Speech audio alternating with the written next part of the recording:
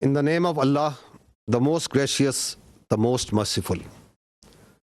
Today we shall apprise you with the conduct and conclusion of Pakistan Armed Forces Operation Bunyan Marsous against Indian military dastardly attacks that began on night of 6th and 7th May 2025, resulting in the loss of innocent civilian lives that included women, children and elderly.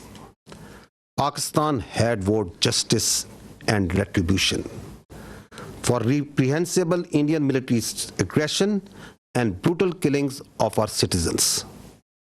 Alhamdulillah, Pakistan Armed Forces have delivered the promise made to our people. I begin by thanking Almighty Allah for His infinite blessings, mercy, help and divine support, as He has ordained the believers to retaliate whenever they are wronged. We bow our heads to Him in utmost humility to have enabled us to translate our resolve into decisive actions in the battlefield. Our hearts and sympathies are with the wards and families of the Shuhada who sacrificed their lives for the beloved country, and our prayers are for the quick recovery of our injured countrymen. We extend our heartfelt gratitude to every officer, soldier, airman and sailor of the Armed Forces of Pakistan who made this success on the battlefield possible through their courage, professionalism and sacrifice. The Armed Forces of Pakistan express their profound appreciation and gratitude to the brave Pakistani nation whose moral strength, resolve, and above all, wholehearted support and prayers remained unwaveringly with us during these testing times, which became a force multiplier for the Armed Forces of Pakistan. We are specially indebted to the youth of Pakistan who became the frontline soldiers as information and cyber warriors of the country. Profound thanks are also due to you, the vibrant media of Pakistan, who also stood like Bunyan Marsous, a steel wall against the Indian media information blitz and fuming as well as warmongering done by the Indian media. We are extremely grateful to the political leadership of all political parties without any distinction for the unified resolve in support of their armed forces for the defense of our motherland. The armed forces are specifically grateful to the inspiring leadership of the Prime Minister of Pakistan and his cabinet ministers for taking destiny-changing decisions of the country and steering it through this critical situation. Let me share now the operational details of Operation Bunyan Marsous. Ladies and gentlemen, Pakistan's response was a textbook demonstration of integrated tri-services jointness enabled by real-time situational awareness, network-centric warfare capabilities, and seamless multi-domain operations. This synergy across air, land, sea, and cyber domains allowed for precision engagement, overwhelming lethality, and rapid tempo. All platforms operated in synergy, delivering coordinated effects at carefully selected decisive points. Using precision-guided long-range Fateh series missiles F-1 and F-2 of Pakistan Army, precision munitions of Pakistan Air Force, highly capable long-range loitering killer munitions, and precision long-range artillery. 26 military targets as well as facilities that were used to target Pakistani citizens and those enterprises that were responsible for fomenting terrorism in Pakistan were engaged in Indian illegally occupied Jammu and Kashmir and also mainland India. The targets included Air Force and aviation bases at Suratgarh, Sirsa, Bhuj, Nalia, Adampur, Bhatinda, Barnala, Halwara, Avantipura, Srinagar, Jammu, Udhampur, Mamoon, Ambala, and Pathankot, which all sustained major damages. BrahMos storage facilities at Beas and Nagrota were also destroyed, which had fired missiles on Pakistan, killing innocent civilians, our flower-like children, our ladies, and our elderly. S-400 battery system at Adampur and Bhuj was also attacked by our proud Pakistan Air Force. Military logistic and support sites which helped sustain this unlawful operation against innocent Pakistani civilians, like Field Supply Depot at Uri and Radar Station at Poonch, were also targeted. Military command headquarters, which helped plan the operational killing of our innocent citizens, especially the children, including 10th Brigade and 80 Brigade at KG Top and Nowshera, were also destroyed.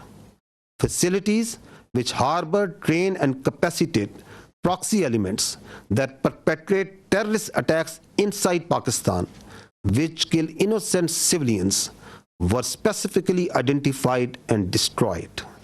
These include intelligence fusion support units and its forward field elements at Rajouri and Nowshera.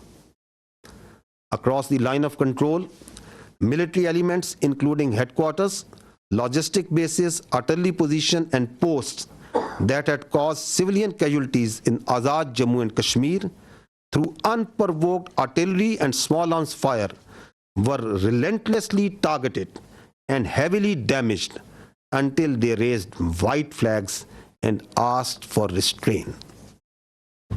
India used drones to violate Pakistani airspace to intimidate our civilians and spread fear.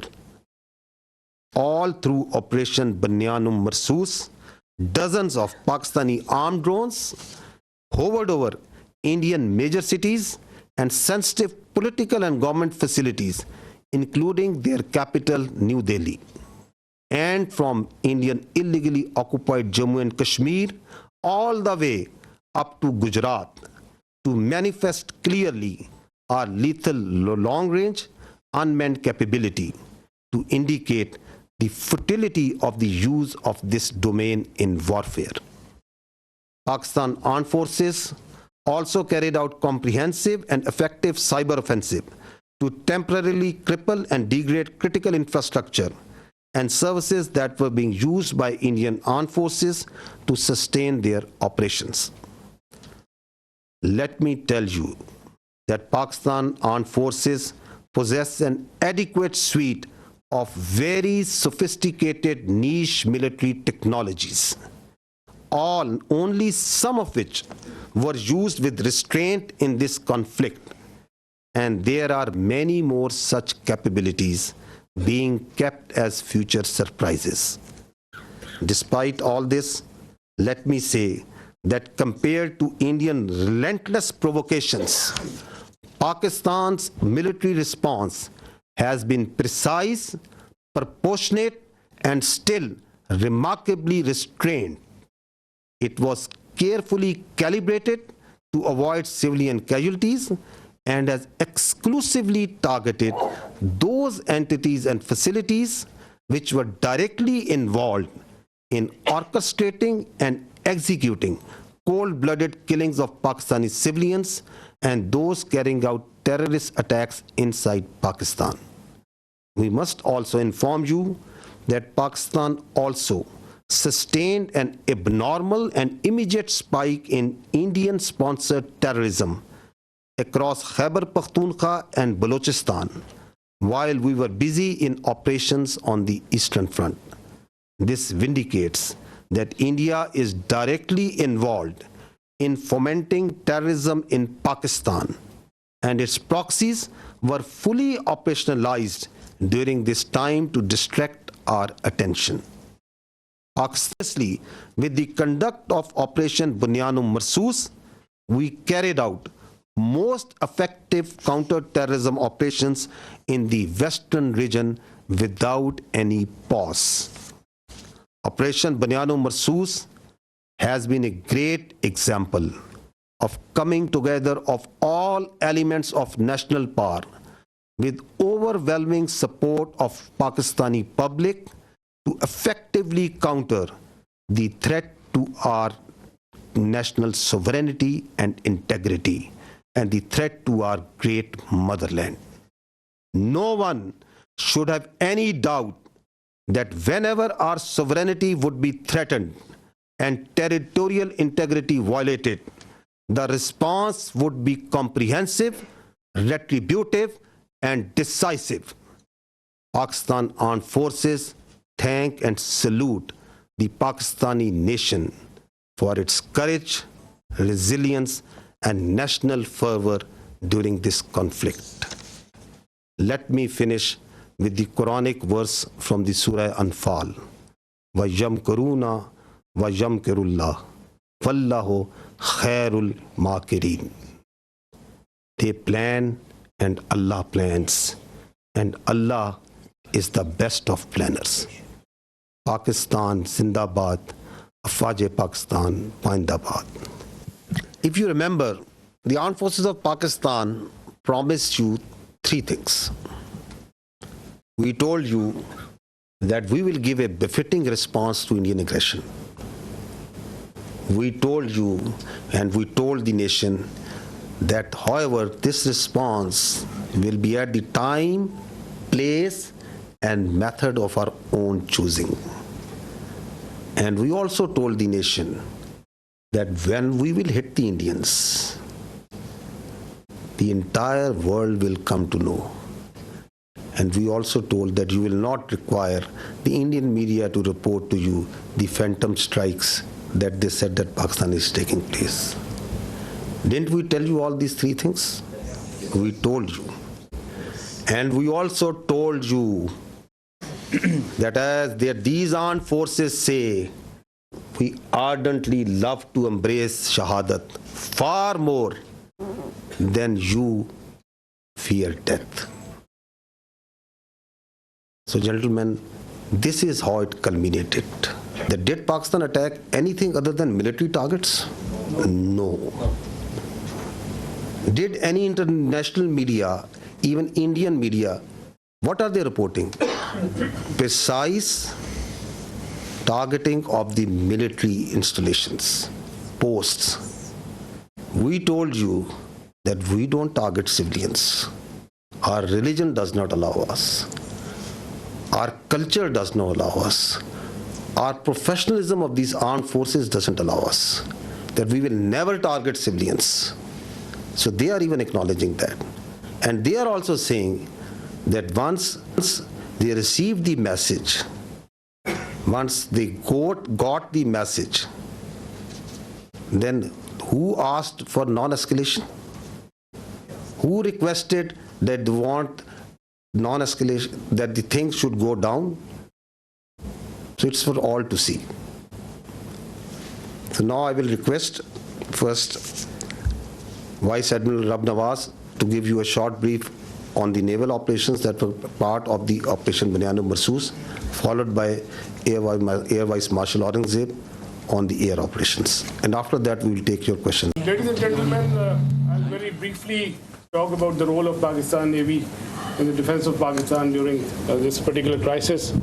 And by the grace of Almighty Allah and with Almighty's help, we were to defend Pakistan's sea frontiers and deter an enemy which is numerically superior. We kept the enemy at bay, and I'll just briefly talk about how we executed our operations. So essentially, protection of Pakistan's maritime interests and seaboard defense, that is the task of the Navy. And Alhamdulillah, with the help of Almighty Allah, we were able to do that. On any given day of the year, we maintain perpetual readiness. And what that means is that our ships and submarines, they are stocked up, all the military logistics are stocked up. And for us, the transition from peace to war is not only swift, it's almost invisible. And when this false flag thing happened in the Indian illegally occupied Jammu and Kashmir, we immediately mobilized and we completed the operational deployments of Pakistani Navy fleet units and also the coastal command units in matter of hours. Our submarines, our ships and aircraft, they were in their respective areas where they were supposed to be, and we were ready to thwart any aggression from the sea. And go on to the next slide. Ladies and gentlemen, maritime domain awareness, that is essentially to know what is happening in your area of interest. That is critical for the naval operations. And I'll just briefly talk about that, because to generate any response, you need to be aware of the happening in your area of responsibility. And we were maintaining 24/7 vigil at sea. And okay. A couple of days back, there was a hype. You heard about INS Vikrant approaching Karachi, and I'll just briefly tell you that we were keeping a very close eye on the activities at sea. And this is essentially the Indian Navy surface disposition throughout these days. They had a couple of ships in this particular area. They were moving around in this area. Another ship off Salalah, which was operating over there. And this is the much talked about the Indian carrier. We were monitoring it right from the day one. On 30th of April, it was here. Then it moved up here. Subsequently, it moved up here. And on the night of 6th and 7th May, it was back, close to Ratnagiri, very close to Mumbai. And then on 9th May, it was here, essentially 400 nautical miles away from Pakistani coast.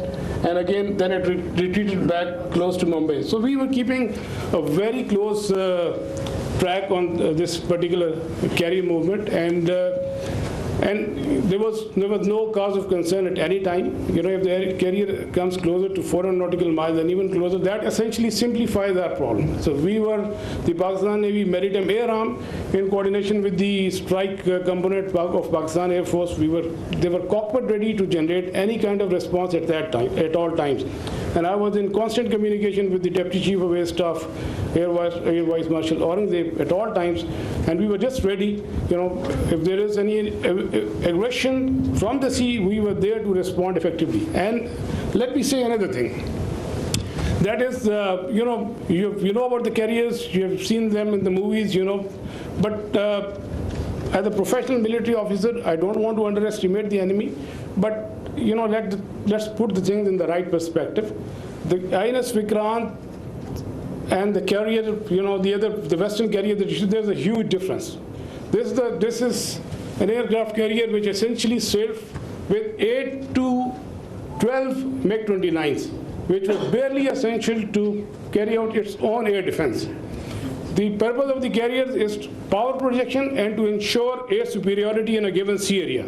So with this, less said the better. This is simply not possible, and the Indian Navy exactly knew this, and that is precisely why on the 9th of 6th and 7th, when they carried out this cowardly attack on the civilians, they moved this carrier to the safety of their own coast, well away from Pakistan's strike capability, close to this Ratnagiri area.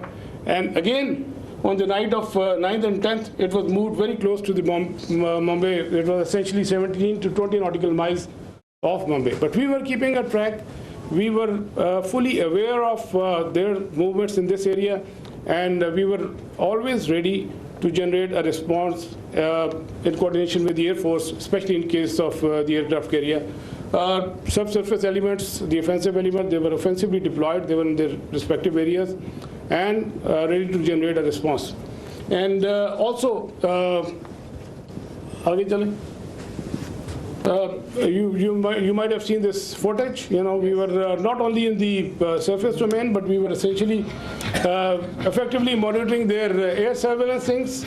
And because of the operational security reason, I'll not talk much about how we did that, but we were keeping an eye on this particular activity as well.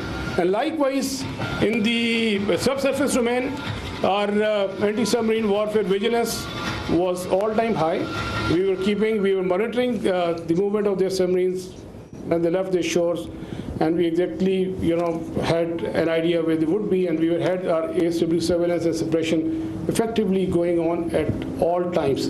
Likewise, another component of Pakistan Navy's responsibility is the defense of the Creek area. We had our coastal command units deployed over there in close coordination with headquarters 5 core elements, Pakistan Army elements, and they were poised to defend this particular area in case of any aggression from the south. Another important component is the protection of ports and harbors. You have just heard the DG ISPR talked about the subconventional threat that we witnessed. There was a surge in another part of the country, and we were, there were real-time apprehension that there may be a surge. So we ensured the protection of all ports and harbors of Pakistan, and coastal command elements, they effectively played a very, very important role in this. And just to mention that on the night of 6 and 7, when they carried out the attack on Pakistan, we were fully ready to respond to any aggression from the sea. We were just ready, and but the enemy chose not to come over. It was essentially not a matter of choice. I would say it was a matter of compulsion, because enemy fully understood the cost it would have incurred had it ventured from the sea. And likewise, वापस जाइएगा, go back please, go back.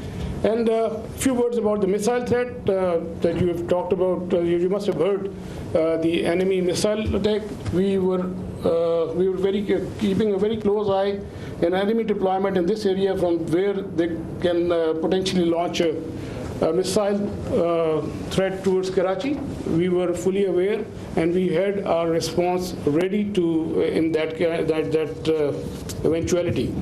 And go on to the next slide, please. Ladies and gentlemen, all operations, whatever we do in the military domain, they are to create certain effects. We look for the effects, and the effect that we created, we were able to resolutely, with our posture, we were able to deter the Indian Navy despite its numerical superiority. A number of times have more assets and more forces, and with an annual budget of like $13 billion. So Pakistan Navy, with its potential, with its posture, with its capability, was effectively able to deter the Indian Navy from doing any venture from the sea, alhamdulillah. And that is very, very important. That is essentially the job of the Navy, to ensure that the free flow of trade continues. That's the backbone of the economy. Our 95% of trade is through the sea. Alhamdulillah, we were able to ensure that the shipping continues, the free flow of trade was ensured, and we were able, all our ports and harbors, they remained open. And you can Google yourself. So what was the case on the other side? You can Google about Kandla and Mundra, and there were some disruptions, but that you can check for yourself. But alhamdulillah, we were able to effectively ensure this. Next.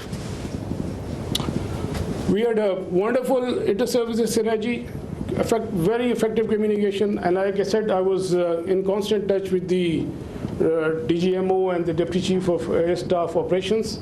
At all times, we fully coordinated our operations, and alhamdulillah, and I think that's really successful for execution of maritime operations. Aage chale. Alhamdulillah, we came up to the national expectations. We ensured defense of Pakistan's maritime frontiers, and we were able to deter the enemy from any adventurism from the sea. And ladies and gentlemen, let me tell you that we remain ever ready to thwart any aggression from the sea at all times. So we will keep our guard. We always keep our guard, and inshallah we will keep our guard in days to come. And last but not the least, I'll end my presentation that the next time when you think of Pakistan Navy and the silent guy, please remember that with the help of Almighty Allah, our actions will always speak louder than words. Thank you very much. And I request AVM Aurangzeb that. So the Indians didn't choose to come on the sea. Now you understand why.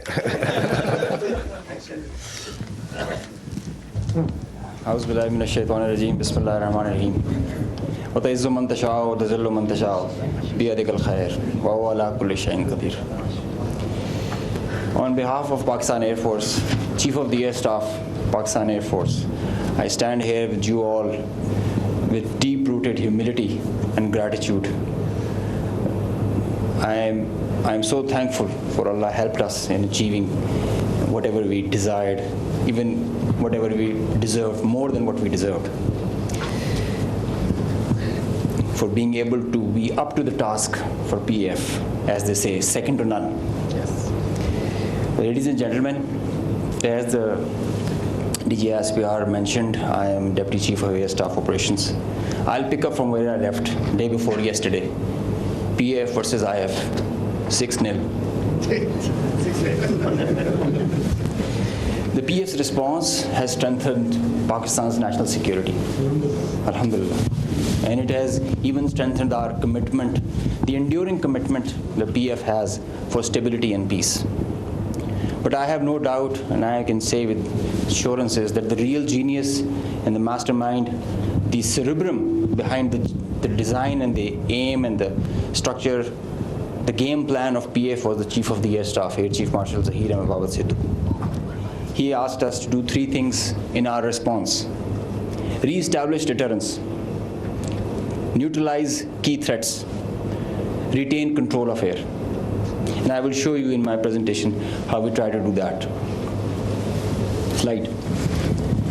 During the befitting response that we generated in our first episode, we attrited the IF's pride, the Rafales, resulting in this entire fleet almost coming to a standstill, a ground position.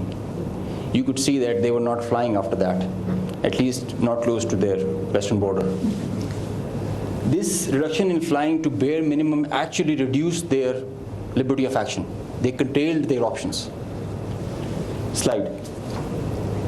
This is the Pakistan's air defense environment. Pakistan air defense environment is offensive, it's integrated, it's credible. And I'll show you. IF initiated having no space with their manned aircraft. They initiated with their unmanned aircraft operations, targeting Pakistan's civilian population and their infrastructure. Here you see all these spots all across the swath of drones and UAVs who are coming inside our territory, which is being picked up by all our radars from the moment they were entering, even before that. Slide. Now, PF's air defense environment is suitably configured to detect enemies' low RCS radar cross-section, high and slow speed platforms. That you can see that they are all visible by the time they are entering. Slide. So the anti-drone systems of Pakistan Air Force and Pakistan Army also, and Navy, they rendered the enemy US drones attacks ineffective by spoofing, jamming, and making their systems, rendering them unserviceable. Slide. All drones with low cross-section also were detected, rendered useless through utilization of the indigenous GPS jamming systems that we have, the data and the SATCOM link denial that we created through our indigenous systems that we have made ourselves. So whenever those systems were attacked with the soft kill, they had their error induced into the GPSs and they were going haywire. And whenever they were coming closer to any civil population or civil area of high value, a direct or a hot kill was achieved on them. Slide.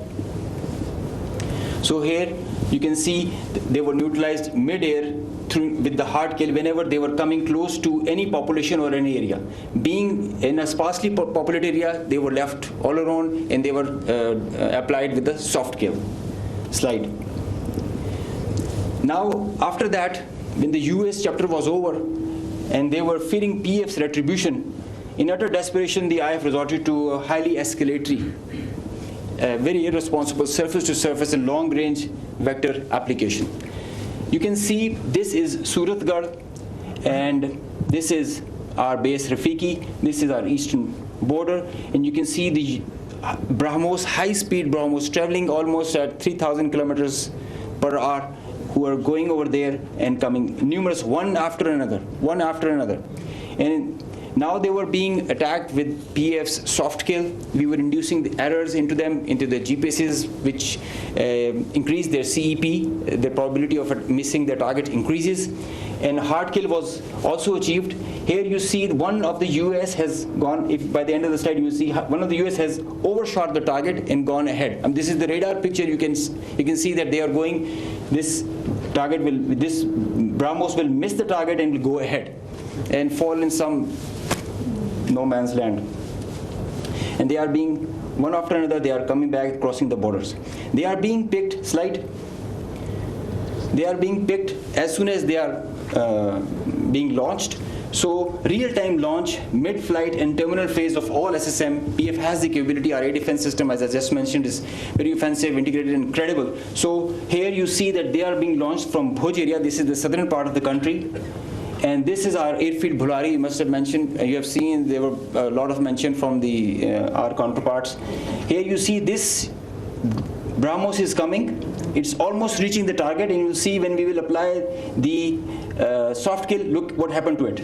It moved left and then disappeared towards the ground. I mean, this is the radar evidence that we have, that there so many of their vectors missed the targets. A lot of them did make, because they were throwing like hundreds of them.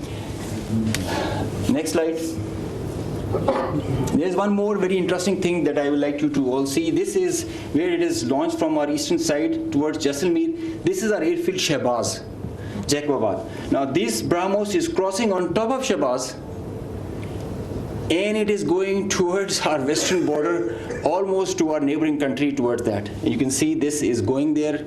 It's going ballistic. Now they are not even threatening their neighbor, they are threatening the regional stability of the whole continent and the larger area. So effective sensor to shooter grid that was made by PAF, and the potent hardened soft kill capability that led to the missed target opportunities for lots of their surface to surface and long range vectors. Slide. Now this is another thing that I want you to all to see. This is a launch of a high-speed projectile that has been launched from their area surrounding Adampur. Now these are the vectors where our radars are picking them, and it is disappearing short of Amritsar area within their own territory. I mean, this is the most absurd kind of a targeting psychology or practice that you would see, that you are not only targeting neighboring countries to your enemy, if they consider it, and your own people as well, jeopardizing their safety. I mean, this is the high-speed project impacting within own territory, and we have other pictures for that also. This is the repeat occurrence that happened the other night also. Slide. Now the PF's response, I would like you all to pay attention to that, because this is kind of a dizzy slide, but I will go one by one so that it's all clear. PF's response, PF's effective spectrum warfare, which supplemented the kinetic ops that we envisaged to take. The integrated, seamless, synchronous utilization of EW, cyber, and space domains, coupled with the synergetic all-domain offensive response, which orchestrated following a very intricate targeting mech, the mechanism that we undertook to engage the targets, of swift, calibrated, effect-based approach to operations, which was undertaken across complete swath of the Indian Western Front. Now you have seen in the video montage that the whole border was exposed by PF and our armed forces. So starting from the north across LOC till Kandla, with targets including airfields, ammo dumps as far and as deep as Delhi. I mean, you can say something about Islamabad, which is a stone's throw distance, and Delhi with, as the DG ISPR mentioned, some other cards up our sleeves with more ranges. The Barnala C2 Center, which is the heart of their IACCS, and other airfields, Nalia Bhuj and Kandla, as they mentioned. You can see, Google it also so that you can see the effects. PF's hypersonic missiles, unmanned force, standard weapons, and long-range vectors all were on the menu for the multi-domain operations that we undertook. So PF utilization of niche and disruptive capabilities struck deep inside the enemy. And there were like hundreds of drones that were there. Hypersonic, engaged targets, deep, precise, lethal, destructive. Slide. Just go back. I will explain the slide that is coming ahead. So our aim was to achieve ascendancy in effects so that we manage the escalation. Throughout the conflict of whatever length it was, we had the escalation management at our side. So within a short span of time of a couple of hours, we had really saturated our friendly neighborhood. Next slide. This much talked about S-400 threat. As I mentioned that we were giving special attention to the Rafales in the air, so we gave our remaining part of our attention to the S-400 on ground. Now identifying S-400, attacking them is a easier part than identifying it on ground because it is mobile, it's a high value thing, and you guard it. It's kind of a center of gravity. So we were tracking through our satellite imagery well before the hostilities, as we usually do. So we had pinpointed S-400. As you can see, we knew that this is parked. It's cheeseboard radar and the other part of the radar, the other constituents of the whole S4 battery. Slide. These coordinates, go back, these coordinates were ortho-rectified by our space department so that you have a very precise engagement. Whenever you are throwing and employing long-range vectors, you really need very precise coordinates so that you don't miss. So S-400 was at Adhampur was targeted like that. Next. As I mentioned, some niche technologies and capabilities were employed. So our loiter munition and killer drone strike at PF. At Udhampur, you can see this was their complex and command and control, magnified before and after. It's not there. Now these kind of pictures, loads of pictures are there for targets. So I need not to show them. They were saying it themselves, as you saw on the montage. So PF's response remained very effective, very potent, and very effect-based. Slide. Time and place of own choosing, displaying bold, aggressive, and unwavering resolve of military leadership. Now I must take a moment to mention what kind of a pressure you have when this kind of a conflict arises, and I must appreciate the leadership, both the Chief of the Army Staff and Chief of the Air Staff, they were both very resolute and very clear in giving instructions to all of us who are the players towards the Navy, Army, and the Air Force. And that is perhaps the reason we were so sure about it, what we have to do.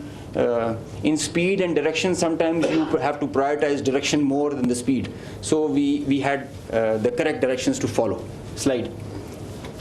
With unprecedented reach, precision, lethality, while avoiding collateral, as we have seen in the video montage. PF hit maximum number of IF airfields in a single operational package since 1971, because they crossed the international border since that, so we had to do that.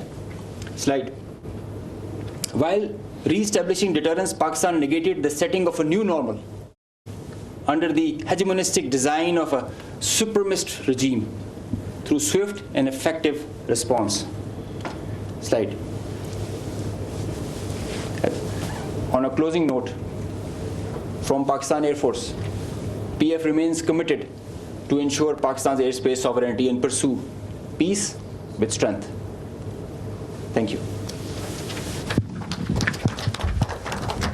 So, ladies and gentlemen, you can understand that Army, Air Force, and Navy, the tri-service synergy that was exhibited, and all the three services acted jointly like one body.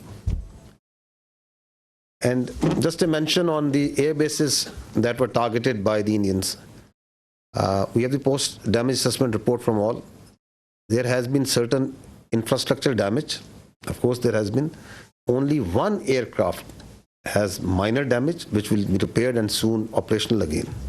So, because the air defense system of Pakistan worked efficiently and very effectively. A few examples of that have been given to you by the AVM Aurangzeb. The drones that came in, 84 were shot and they never went back. And we also promise you that they can send anything. Whatever they will send, it will not go back. So that's a promise also that we kept. So now we can start with the question and answer. And before that, we again first bow our heads in humility to Almighty Allah for giving us this great success, and the people of Pakistan for the support that was with the armed forces. And the armed forces and the people of Pakistan were one body again. They worked together for thwarting this threat against this motherland. So we can have the first question.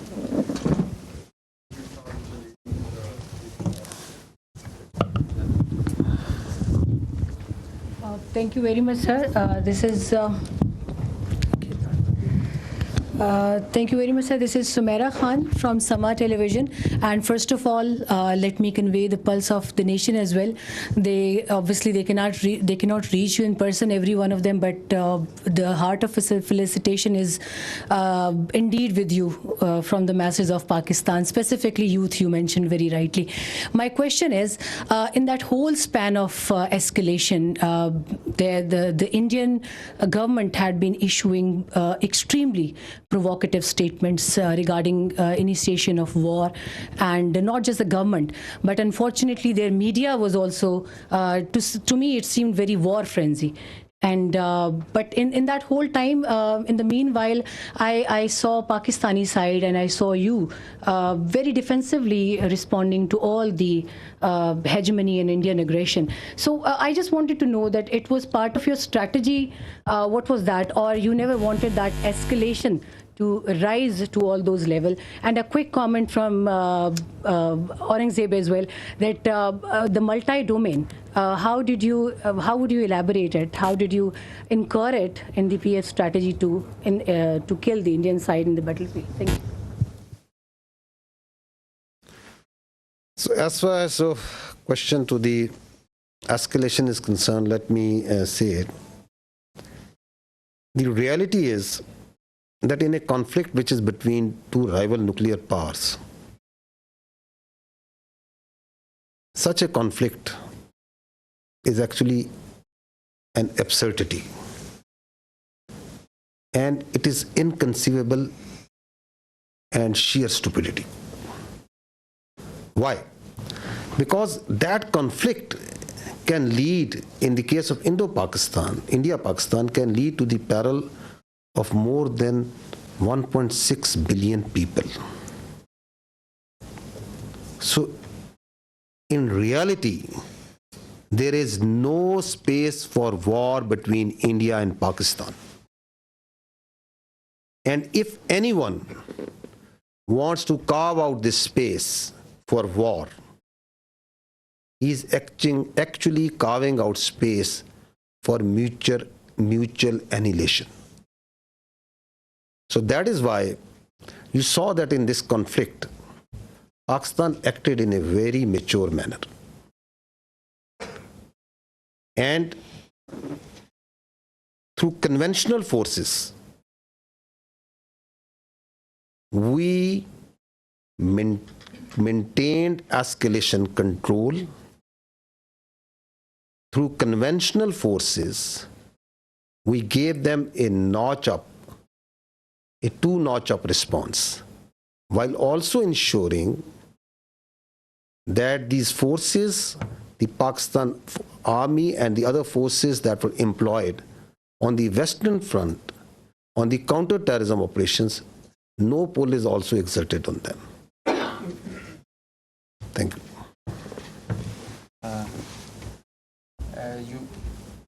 Can you hear me? Okay, you just asked regarding the multi-domain operations. It's a very, very good question because this is the buzzword nowadays. But it's not actually something in air. It's an actual real milestone for PEF. The warfare has changed drastically, and so has everything that is associated with it. It's not the erstwhile concept where you can just get the number of aircraft in air and see. It's called a new AMSO, the electromagnetic spectrum operations. It's a whole new environment that is there. And everything that is regarding Air Force and in the air, it's concerning the electromagnetic spectrum. Now, air supremacy has to be preceded by a spectrum supremacy. And if you control the spectrum, you control the conflict. So Pakistan Air Force, and especially this is a thing that is pursued so vigorously by Chief of the Air Staff, that we have to have that spectrum warfare capability. And you saw how we manifested it. It is a combination of EW, space, cyber, air, land, and sea, command, control, communication, infrastructure, information. All these things, they are in the wider spectrum of electromagnetic operations. And that is how you create an environment. You create an EW web that you manifest in the whole operations. It has to be choreographed at each step, and when to administer what. It has to be preconceived. I mean, you can't do it randomly, and you cannot just do it on your whims. So you have to understand the whole idea and whole architecture. It might get pretty technical, but multi-domain operations is the need of the day, and all those air forces who kind of relegate it, they end up in the wrong side of the barrel. So Pakistan Air Force prioritizes it. We have our own Spectrum Warfare Operations Center, which is controlling the even in a small battle or an engagement to a larger campaign. Because now all the players who are there, all aircraft, they have so much of sensors and there is so much of fusion going on, the data links, the software-defined radars, they're all thriving on the electromagnetic spectrum or being challenged by it. So each player is taking a campaign-level decision, the kind of information he is having. And if he doesn't get that information, he is redundant. So electromagnetic warfare is the need of the hour, and multi-domain operations is what carries you, propels you to perform and achieve the mission success with mission survivability, denying the same to the enemy. Thank you. My name is Kiran. I'm from the Khorasan Diary. Sir, I have two questions on what basically I need confirmation. Is that one, when President Trump tweeted about the ceasefire, they said that Pakistan and India can talk in a third country. और अभी जो शाम में Indian authorities की meeting press conference हुई है, they said that the DGMOs spoke, in which Pakistani DGMO asked for ceasefire first, and tomorrow there is a call already planned at 1200. Meanwhile, the IAF said that their operation is still continued. So what is Pakistan's strategy tomorrow when the two DGMOs are going to talk? And the second thing is that, as international media also reported, that Pakistan has Indian pilot in the custody. So do we have Indian pilot in our custody? And if we have, are we going to return her or him? So I can confirm you very clearly, we don't have any pilot in custody.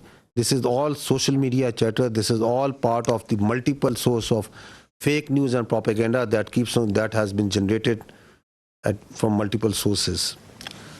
As far as your first question is concerned, let me say it very clearly and put it on record. Pakistan never requested. The fact of the matter is that on the night of 6th and 7th May, once those ghastly and cowardly attacks were made, the Indians requested after those attacks. And Pakistan gave a very clear response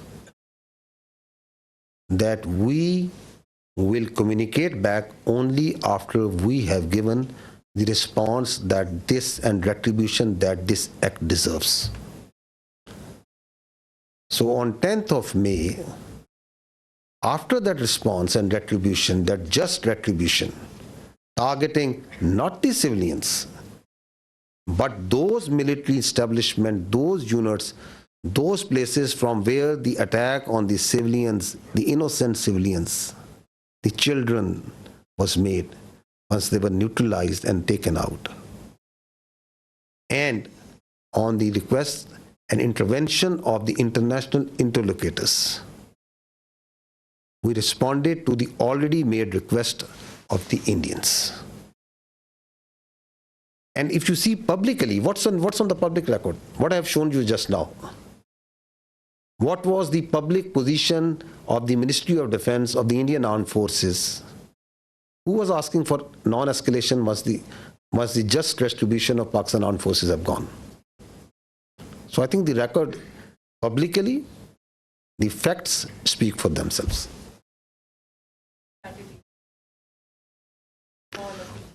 You want me to make public that what strategy are we going to adopt?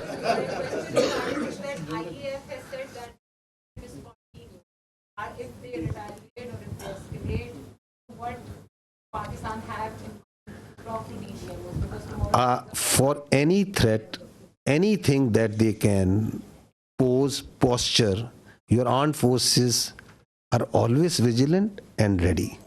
We have proved it on ground multiple times. We can prove it.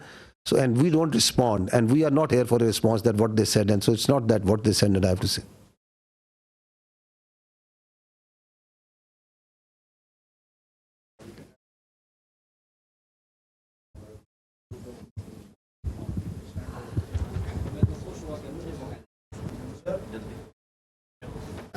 Thank you very much. Okay, I'll come to you after that.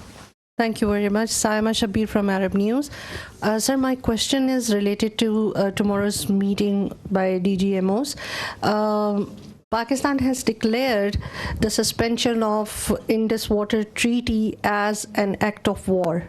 So if tomorrow on the agenda, this Indus Water Treaty suspension is on the table and India does not call it off, I mean, it does not regulate it again, and it is suspended till the time. So what would be the strategy by Pakistan Army, because Pakistan has called it an act of war? So the position of the government of Pakistan on the Indus Water Treaty is absolutely clear, and no further comment is needed on that.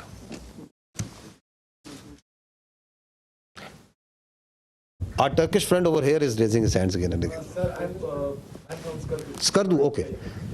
I thought you are from the Andolo news agency.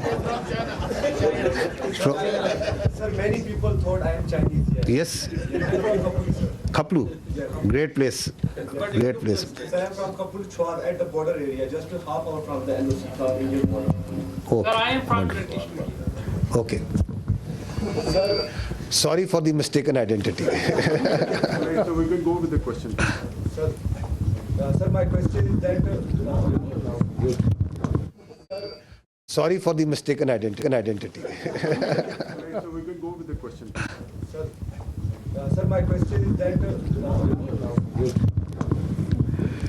Ahmad Mansoor 24 news से ताल्लुक़ है। General साहब, हमारी जो forces की leadership है उसके लिए बहुत कुछ कहने को है, लेकिन मैं सिर्फ ये कहूँगा कि जो बॉडी लैंग्वेज स्ट्राइक्स आपने की हैं इस सारे कन्फ्लिक्ट में, उन्होंने भी बॉर्डर पर बड़ा कुछ हिला के रखा है। सवाल सर मेरा ये है कि मसला कश्मीर एक ऐसा है कि उसकी वजह से दो एटमी जो ताकतें हैं वो एक खौफनाक जंग पूरी दुनिया को हिला के रख देती है। इस दफ़ा फिर यही हुआ। और अभी जो सदर ट्रंप ने अभी जो दूसरा ट्वीट किया है, उन्होंने मसला कश्मीर को एक मुतनाज़ा इलाका करार दिया है, उसका जिक्र मुतनाज़ा खित्ते के तौर पे किया है। तो इंडिया तो इसको अपने तौर पे इसको गैर मुतनाज़ा कहे बैठा है, लेकिन क्या ये एक बड़ा नादर मौका नहीं है, सुनहरी मौका नहीं है पाकिस्तान के पास कि अब इस जो कन्फ्लिक्ट के तनाज़र में अब चूँकि दुनिया भी राब्ते में है, सबकी नज़रें हैं इस पे, तो पाकिस्तान दोबारा मसला कश्मीर को आलमी सतह पे लेके जाए, कोई इस मंतकी अंजाम इसका हो जाए? Kashmir remains central to the dispute between India and Pakistan. And peace between India and Pakistan will always elude till the time there is not the resolution of the Kashmir as per the United Nations resolutions and as per the will of the people of Kashmir. That is important to understand. Till the time that is not done, there cannot be enduring peace between India and Pakistan. So this military conflict has once again put Kashmir right as the flashpoint, which needs to be resolved, which needs to be as per the will of the people of the Kashmir. And you have alluded to the tweet and the international power rightly understanding that this issue of Kashmir needs to be resolved. The problem here is that what we are seeing is, and I talked about it in my last press conference also, is that India continues to internalize this external problem. Kashmir is an external problem with Pakistan, India, and the people of Kashmir. It is on the UNSC resolution. It's an internationally recognized dispute. And India is trying to internalize it. How? By trying to change the demography of Kashmir, by trying to change the legal status in violation of the UNSC resolutions and the international commitments that India has made, by the coercion and harassment of the people of illegally occupied Jammu and Kashmir, and multiple other actions, by the oppression that is going on and the just struggle of the people of Kashmir for their rights. And then on the pretext of law and order, on the pretext of terrorism, you are seeing what's happening even after Pahalgam in Kashmir. Houses of the people are being bulldozed, blasted. People are being taken into custody, and not in dozens, but in hundreds, in thousands.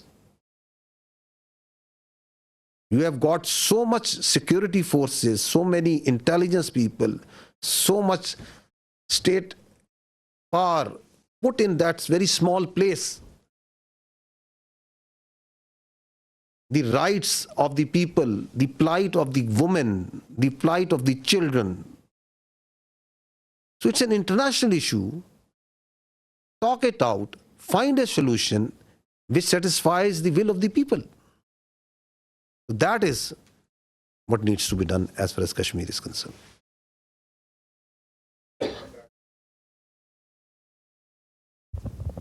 Sir Mohammad Imran Suno news से। Sir मेरा question ये है कि क्या international guarantees दी गई हैं कि जो सीज फायर है वो कोई लंबे अरसे के लिए सस्टेन कर सकेगा? You see, being the spokesperson of the armed forces of Pakistan, I can state with 200% certainty that the Pakistan armed forces are holding the line of control ceasefire. No violation is being made by Pakistan Army or the armed forces. Because we are a professional army and we strongly abide by the commitments that we make, and we follow in letter and spirit the orders of the political government. That's what the professional army does. Now, if you see in reality what's happening in Pakistan, Pakistan is celebrating peace. You go to the streets and towns of Pakistan, the Pakistanis are celebrating peace. Does it make any sense for Pakistan to start violating the commitment that we made? It doesn't make any sense. Because we are a peace-loving nation. Peace within and without. However, if there is any aggression, we will respond, and we respond then.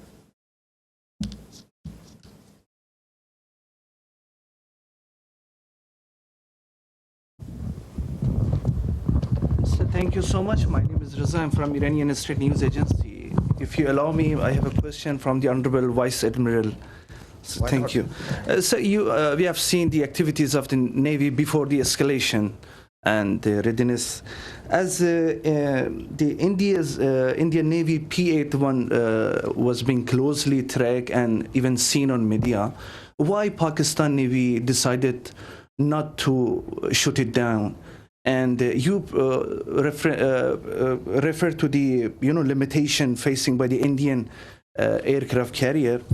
Keeping in view the limitation of the Indian aircraft carrier, can you please explain us why India have not brought its carrier to, for so-called possible attack?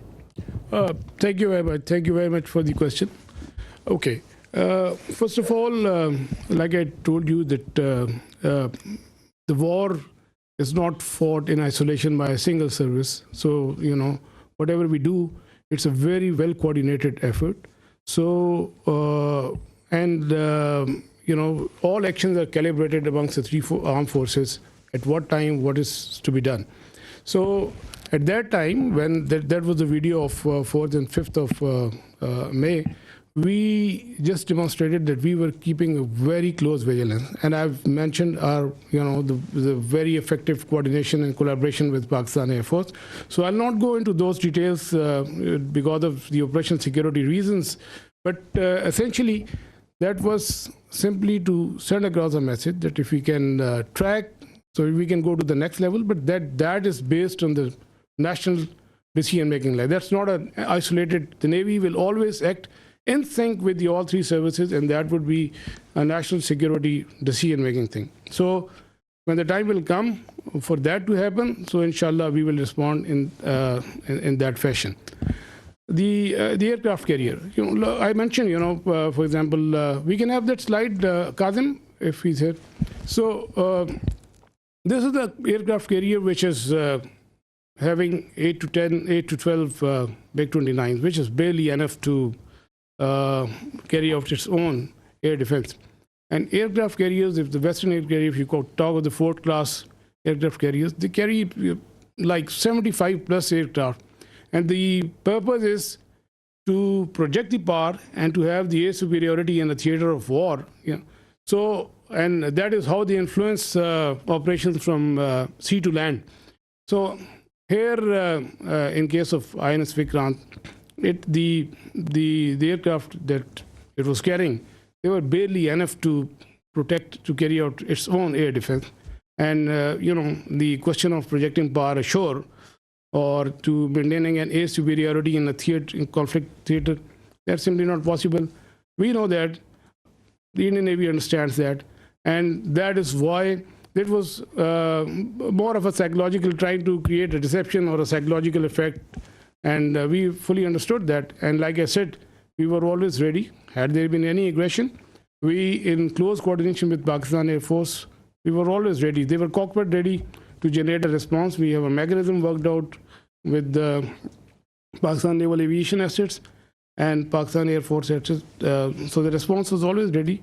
And this is simply, let me say it politely. I did mention that as a professional military officer, I don't want to underestimate the enemy. But let me tell you candidly that INS Vikrant, with its present capability, it's effective essentially in the IO domain, and which essentially you saw that article in the Telegraph and that hype about.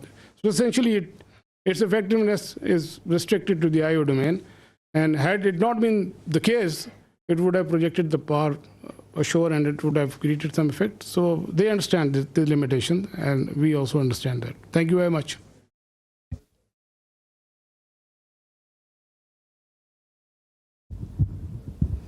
जना साहब जी, खालिद महमूद जी, express TV से।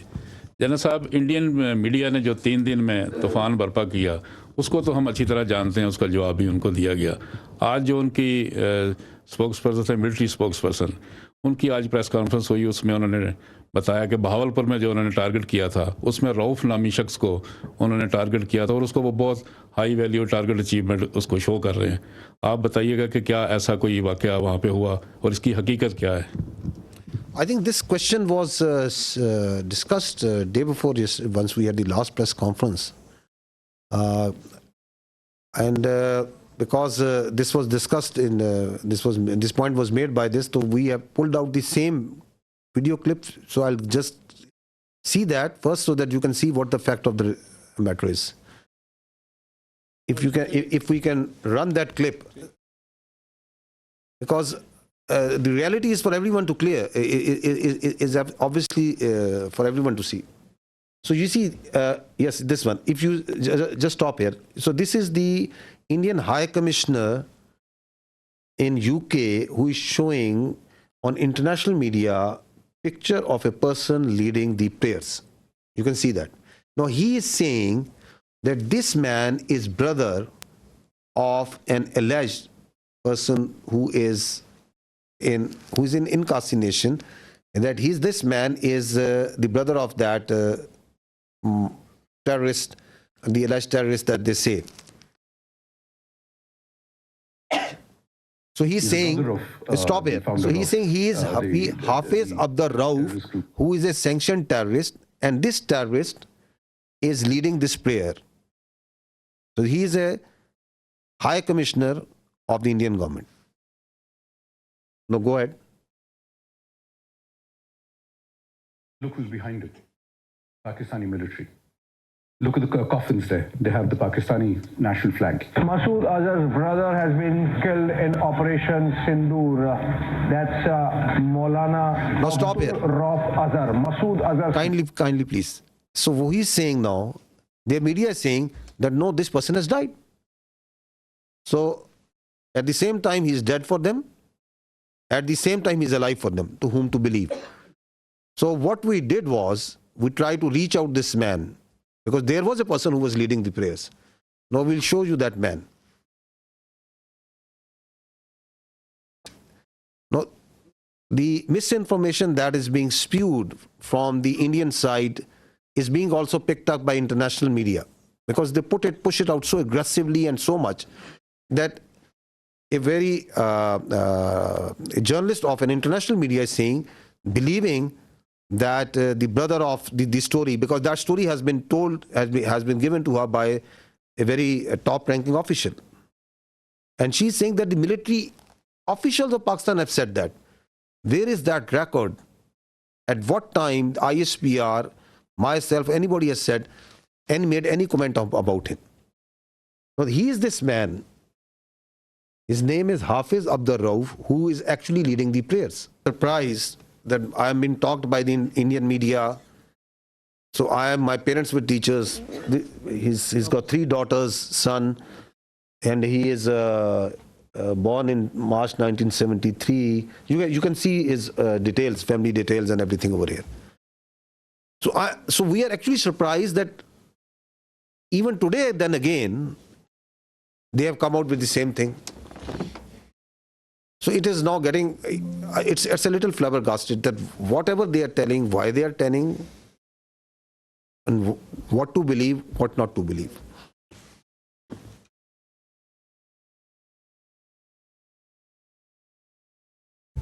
Sir Sadiq साजा जी, एक news से रब नवाज साहब, आपसे सवाल है कि अभी थोड़ी देर पहले INS विक्रांत के हवाले से बात हुई कि इंडियन सोशल मीडिया जो था और उनका अपना मीडिया बहुत ज़्यादा हाइप क्रिएट कर रहा था, और फिर उसके बाद टेलीग्राफ की एक स्टोरी आई, फिर कराची की बंदरगाह के हवाले से कि उसके ऊपर अटैक होने वाला है। फिर आप देखते हैं कि इंडियन नेवी जो है वो हमसे 3 गुना वो बड़ी है। तो लेकिन आपने ये भी कहा कि हमारी जो फोर्स जो है वो खामोश फोर्स है। तो क्या ये जो खामोशी थी किसी तूफ़ान का पेश ख़ैमा थी जिसकी वजह से वो अटैक नहीं कर सके? क्योंकि इधर तो लड़ाई हो रही थी आर्मी की भी और फ़ज़ाइया की भी। जी बहुत शुक्रिया। वो इंडियन मीडिया ने तो आपने देख लिया था कि वो कराची पे वो और बाकी भी लाहौर की बंदरगाह पे भी कब्जा कर लिया था, जो आपने देखा उस पर। तो वो तो let's keep that aside. So again मैंने कहा ना कि ये भी जो टेलीग्राफ की भी जो सारी ये इंफॉर्मेशन ऑपरेशंस हैं, और जो मैंने आपकी कैपेबिलिटी बता दी, and Indian navy also understands कि उसकी क्या कैपेबिलिटी है। और मतलब उसकी फॉर एग्जांपल कराची से करीब लेके आना 400 मील में, मैंने आपसे कहा even at that range and if it comes even closer, that makes it extremely vulnerable. They understand it perfectly well. एक तो जो कोऑर्डिनेटेड थ्रेट है naval air arm and Pakistan air force जो जनरेट करती है वो, और इवन जो हमारी सब सरफेस एलिमेंट्स डिप्लॉयड थे, तो वो they fully understood at all times कि क्या थ्रेट्स हैं। लेकिन ज़ाहिर है कि मैंने जैसे कहा कि जो वॉर की प्रोसिक्यूशन होती है, that's not an isolated service matter, that is coordinated at all 3 services level. तो वो उसमें जो डिसीजन मेकिंग होती है वो उसी हिसाब से होती है। और लाइक ये मैंने कहा ना IO डोमेन में, जैसे आपने टेलीग्राफ का जिक्र किया और फिर वो एक थोड़ी सी तशवीश सी फैली, तो मोर ऑफ IO डोमेन में था वो। तो जब उससे बहुत पहले भी जो है around I think 23rd 26th of April भी जब वो कारवार से निकला था, तो उसी दिन वो कराची पे पहुंच भी चुका था। तो वो भी उस दिन आपने उनकी मीडिया में देखा होगा। तो वो ये सब उसी IO डोमेन में था। और capability they all understand, and while I am not undermining, लेकिन I am just be factually correct, we understand, we have our plan ready. और मतलब अगर कोई एडवेंचरिज्म की तरफ आता है तो we will take them down. Thank you very much. We news से हूँ सर। इसमें जो ऑपरेशन अभी लॉन्च किया गया था उसमें काफ़ी इस्लामिक टर्मिनोलॉजीज़ यूज़ की गई, बुनियान और मरसूस, जो इंडियन मीडिया से तो प्रोनाउंस भी नहीं हो रहा था। उसके अलावा फल मुगीरात सुबहान, ये सुबह के वक्त अटैक किया गया जो कि एक सुन्नत था। तो ये किसकी, क्या हाफिज़ साहब का आइडिया था, ये किस तरह प्लान हुआ है? देखिए, पाकिस्तान की जो फ़ौज है उसके अंदर जो इस्लाम है, it is part not personally of our beliefs of each one of us, it is part of our training, it is part of our faith. Iman, taqwa, jihad fi sabilillah, that's what drives us, that's our motto. And alhamdulillah, we have a chief of army staff who has a strong belief. तो leadership जो सी है, जो ऊपर होती है, उसका जो belief होता है, उसकी जो कमिटमेंट होती है, वो ट्रांसलेट होती है इनटू डिफरेंट तरीकों से ऑपरेशंस में भी। तो ये जो नाम है, ये क्या बताता है? ये बताता है कि ये मोमिन होते हैं जो अल्लाह की राह में लड़ने वाले होते हैं, वो सीसा पलाई हुई दीवार की तरह होते हैं। They are that steel wall. And अल्हम्दुलिल्लाह, अल्लाह के फजल से पाकिस्तान की अफवाज जो सी हैं, they acted like a steel wall.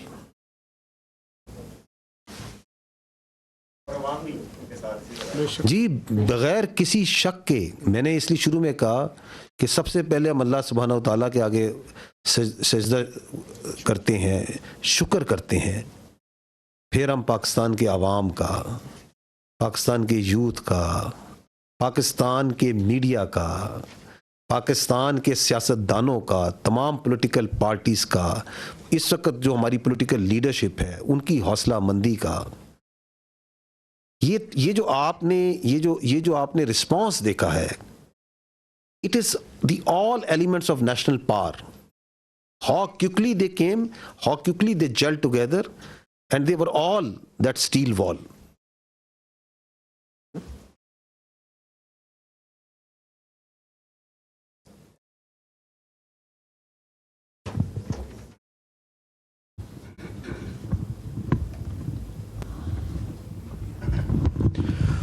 Sir, Faisal Raza Khan, I am from PTV World.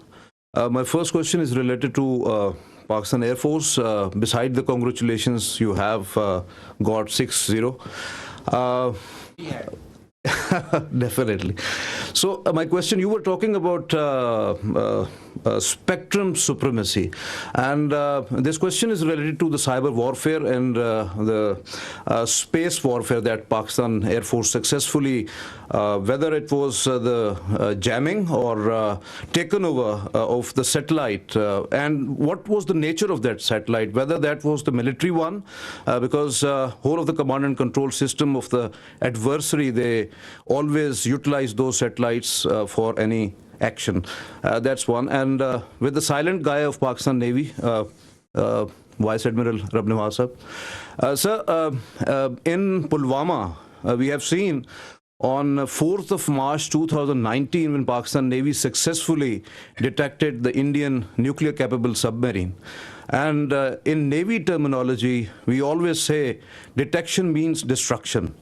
So beside P-8I Poseidon, whether you have taken over any sort of a signature of the Indian submarines, because in submarine warfare, most of the times naval assets, number one is the submarine that always go off the harbor and get into the enemy territory. So you have got any sort of a signature in any sort of your asset, from any sort of your asset, any signature of the adversary? Thank you, sir.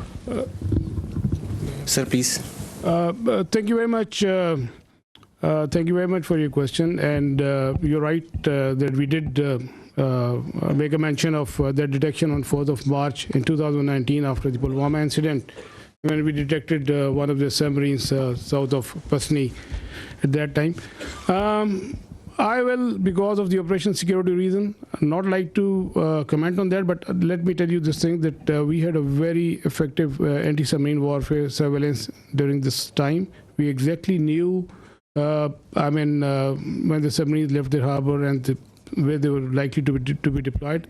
And we also had a very effective deterrence operations in play, which I think they were successful in keeping these submarines at bay.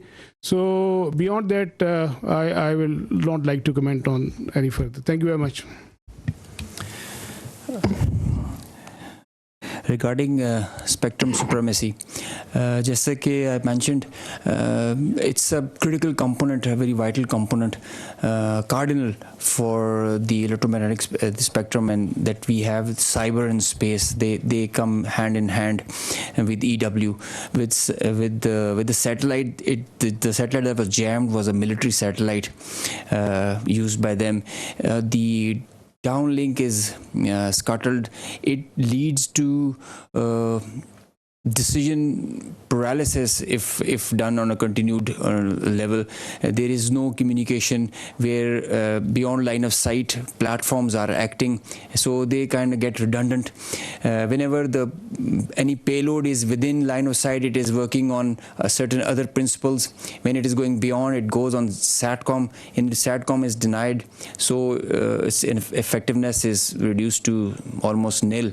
And so to structure that are working over there in the whole architecture. So it's a kind of a paralysis that takes place whereby cyber and space, they go hand in hand, and that is how you carry out the spectrum supremacy. I just mentioned it is Pakistan Air Force is really going into it with full momentum. Our Chief of the Air Staff is leading this initiative whereby we are entering into this domain. And it gives you cross-domain effects. When one side is applied and in multiple levels, you get the outcome, the providence, and the dividends. So this is the new warfare. This is the new thing that is there. As soon as the things are getting digital, wireless, we are relying on electromagnetic spectrum more and more, and so this becomes imperative that we have control over the spectrum. I just mentioned control of air is preceded by control of spectrum now. Through spectrum and EW, we were able to see beyond our radars, and we had, as I mentioned, I showed you, we had correct, precise IDs of the projectiles and the platforms that were taking off, and thereby we could react in time and respond in the way as you just saw.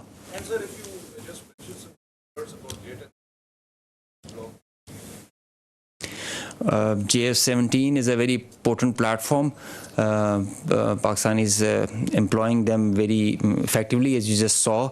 JF-17 is the pride of Pakistan, and the Block 3 has added potential, enhanced combat potential and effectiveness with the payloads that it carries.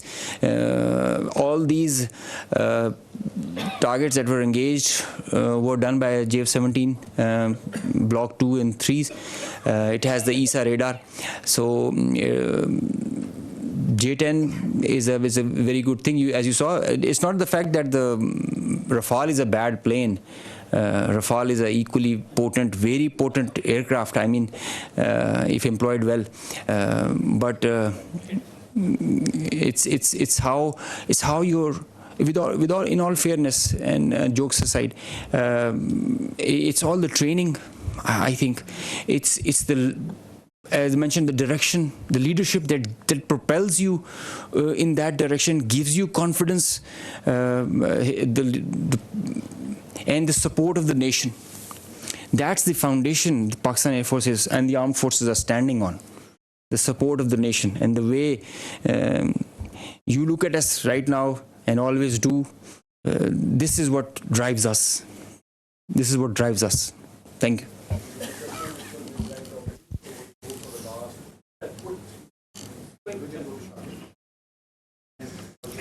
He's asking that the question should not be quick, the answer should also be quick. Huh? I'm sorry.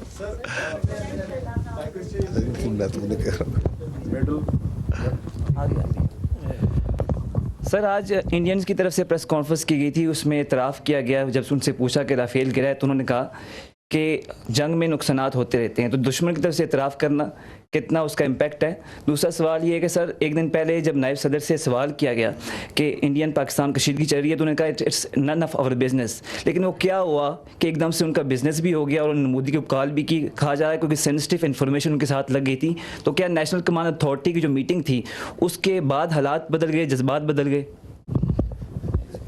आप Rafale का कर लो जी।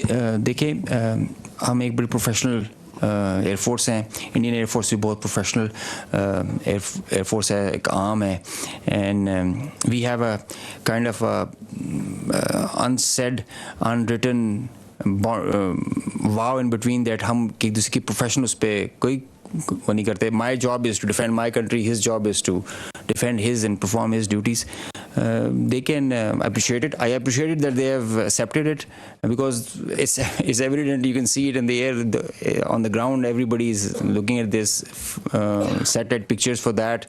So they had no other choice, I guess. And I told you there are 3 Rafales that are missing. So one MiG-29, one Su-30. जो आपने बात की, देखें मैं आपको पहले ये अर्ज किया है, and I will repeat it. Military conflict or war between 2 rival nuclear states is absurd, inconceivable, and sheer stupidity. So, once the India thinks that it wants to carve out space for war between India and Pakistan, it is not carving out space for war. It is a recipe for mutual annihilation. Therefore, there is no space for war. And the world knows it. And you saw it. In this conflict, Pakistan exercised escalation control. We acted very maturely. We used our conventional forces. We gave up notch-up response. And we didn't even pull any force from our western front. We kept on continuing to conducting the counter-terrorism operations without any pause.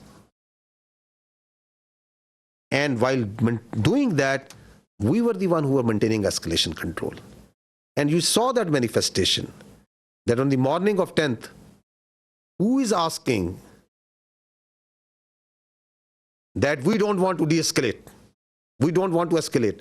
And if Pakistan is willing to de-escalate, then we will also de-escalate. Who is asking that? Publicly. So the escalation control was with Pakistan. We were acting very maturely, and we understand that this notion of carving out space, it is madness. And that's why you said, that's why what you referred to, the world community, the international players, they very well understand that. I'm from Chinese media. My name is Yusuf Khan. So my question is that, sir, there is a news on foreign media and also on social media. Sir, my name is Yusuf Khan. I am from Chinese media, CCTV. Sir, there was a news on foreign media and also on social media that Pakistani Air Force entered the Indian airspace. I just want to know this, sir. Okay, let me answer you before the AVMs gives you the specific. Please, if we have to stay away from what's all coming on media and social media. If we go as per the conduct of this military conflict by the media and social media, then there were 15 attacks that Pakistan made. Karachi is already burned. Quetta is gone. And God knows what all has happened. There's a female pilot also in our captivity. I don't know. So let's try to stick to the facts. And let's not try to stay what the media or social media is saying.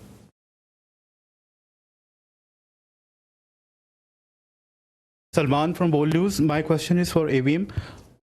Chota sa quick question hai. What was the difference between PF and IF engagement? Is what only JTNC or something else?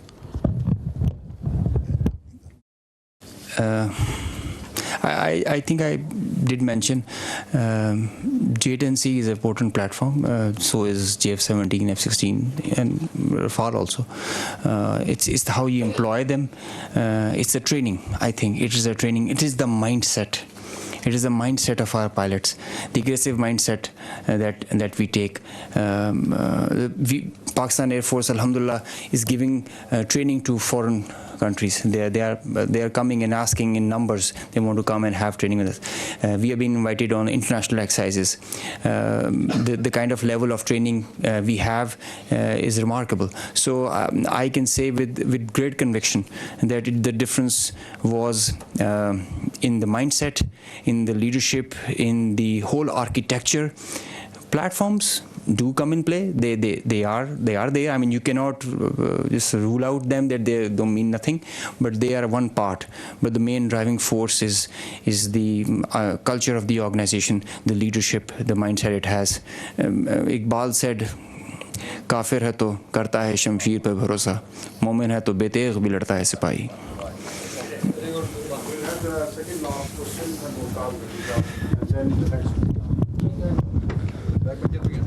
जल साहब, वैसे तो पहलगाम के फ़ौरन बाद जो disinformation operation launch किया गया था इंडिया की तरफ से इस कॉन्फ्लिक्ट के ऊपर, वो उससे सारी दुनिया आगाह हो चुकी है. मगर एक इंतहाई गैर जिम्मेदाराना ख़बर जो वहाँ पे फैलाई गई और फैलाई जा रही है वो यह कि हमारी न्यूक्लियर फैसिलिटी को करेना के करीब जो है उन्होंने हिट किया है. आल्दो हमें तो मालूम है कि ये फॉल्स है, मगर इंटरनेशनल कंजम्पशन के लिए मैं चाहूँगा कि आप अपना इसके ऊपर पॉइंट ऑफ व्यू दे दें. जी, फॉल्स है.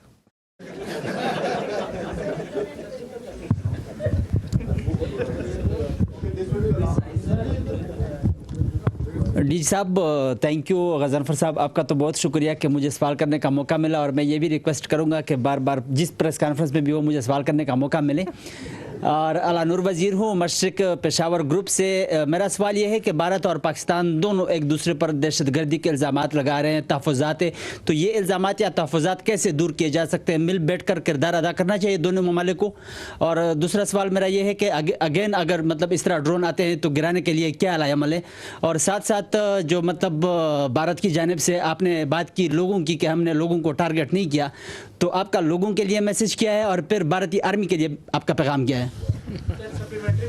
देखें, वो जो ड्रोन है वो 84 से आपका दिल नहीं भरा जो हमने गिरा दिए हैं. जितने आए थे गिरा दिए, ठीक है, आएंगे और गिरा देंगे. तो आप please there is no issue, remain totally comfortable. Whatever they will send, whatever they can send, with the support of the people of this country, your armed forces have the capability to take them on. Absolutely no issue. जो आपने पहली बात क्या की थी?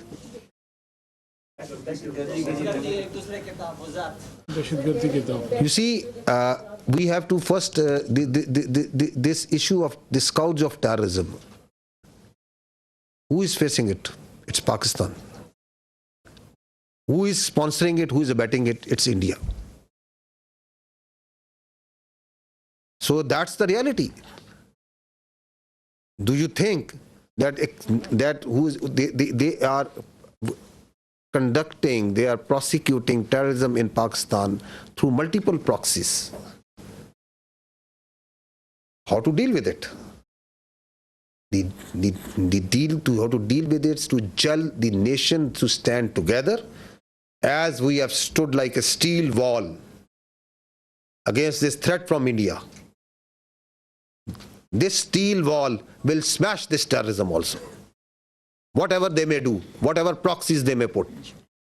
And the state of Pakistan, with the support of its people, is doing it. It requires the whole of the nation approach. I will not go into the details. I have multiple times said that we have these 14 points of the National Action Plan. We have to implement that wholly. So this terrorism is not going to go away by talking with India. We don't look outside. We don't beg anyone that don't do this. Our strategy is not hope. We are a proud nation and we will finish off this terrorism. There should be no doubt in it.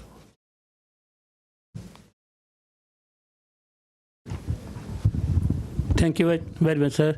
Asghar Ali Mubarak Daily Mail से हूँ sir. जिस तरह का एक पाकिस्तान ने माशाल्लाह मशरक़ी side पे जो फतह ये हासिल की है और कौम की मैंने देखा है कि खुशियों से उनकी आंखों में आंसू भी, लेकिन दिल उनका जो है आपकी आर्म फोर्सेस की वजह से बहुत जो है वो दुआएं दे रहा है। तो क्या हम मगरबी साइड पे भी इसी तरीके से इस जो मोमेंटम है उसके ज़रिए दहशतगर्दी के ऊपर काबू पा लेंगे?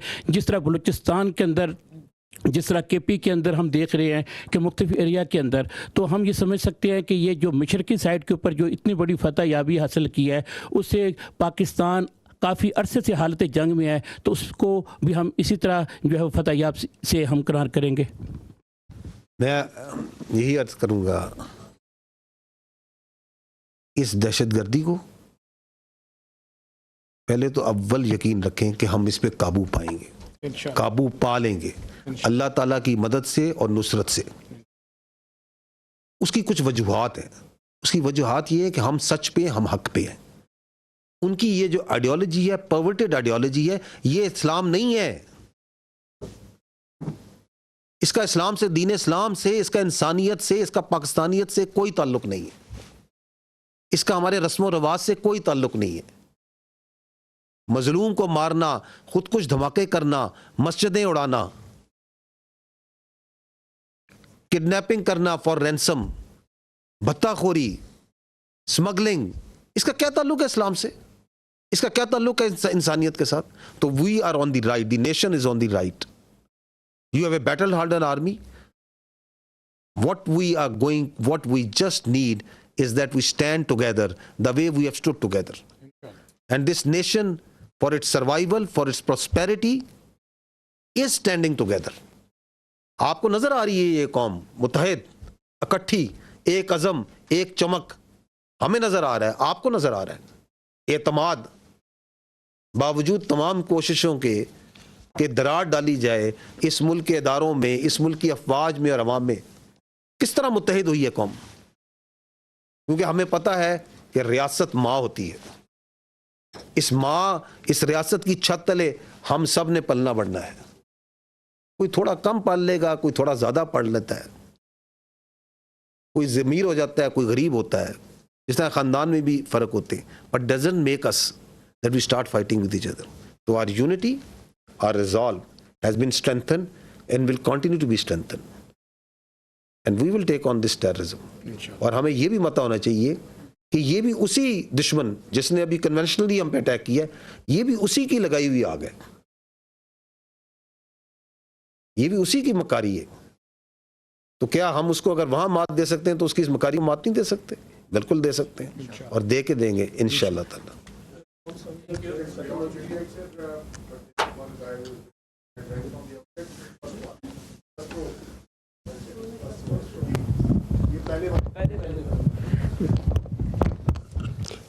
फाजल अब्बासी, डेली जॉब पाकिस्तान से।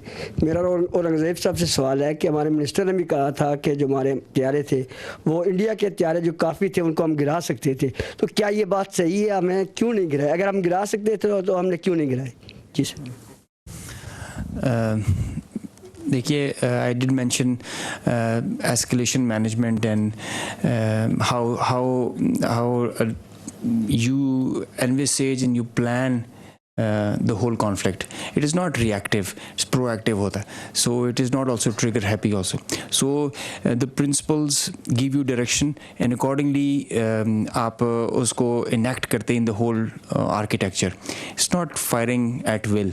There is a prudent thought and a strategy behind it. Yes, we could have fired more. Yes, we could have had PAI along with Navy, but there is a greater design behind it. और हम एक बड़ी constraints का मुजाहरा करते हैं because there is उसमें एक sanity prevail करनी चाहिए. At least one side should practice it. देखिए, मैं इसमें दोबारा ये ऐड करना चाहूँगा, मैंने 2 बार ये पहले कहा है, ये दोनों न्यूक्लियर ताकतें हैं, दोनों ममालिक। इनके दरमियान जो जंग है वो एक हमाकत होगी। 3 वर्ड मैंने इस्तेमाल किए, एब्सर्ड, इनकंसीवेबल, शेयर स्टुपिडिटी। अब अगर उसमें से एक पार्टी जोन सी है वो अपने किसी वजूहात की वजह से, किसी घुमंड की वजह से, कोई अपनी पॉलिटिकल उसकी अपनी कोई ख्वाहिशात हैं जिनको अचीव करना चाहता है, we don't want to get into there. If he is trying to carve out a space, तो आग से खेल रहा है। इसमें मैच्योर और आपने इस पूरे प्रोसेस में देखा, जो इस तरह एवीएम ऑर्गेनाइजर ने कहा कि एस्केलेशन को कंट्रोल हम कर रहे थे, and the world knows it that how responsibly, how much with restraint. अगर आपने मेरी बातचीत तो सुनी, हमने कहा we acted in a very deliberate, precise but restraint manner. अपनी जो हमारी कल्चर है, जो हमारी ट्रेनिंग है, जो हमारे एथोस हैं, उसके मुताबिक सिविलियंस को टारगेट नहीं करना, मसाजिद को टारगेट नहीं करना, प्लेसेस ऑफ वर्शिप को टारगेट नहीं करना, सिर्फ उसको टारगेट करना है जो हम पे हमलावर हुआ है। तो there is lot that is at play. We are not a trigger happy army, we are a peace loving nation. We want peace within and without. हम सिर्फ एग्रेशन को जवाब देते हैं और फिर टका के देते हैं ताकि किसी की दोबारा मजाल ना हो हमारी तरफ आंख उठाने की। होगी तो फिर हम आंख निकालेंगे।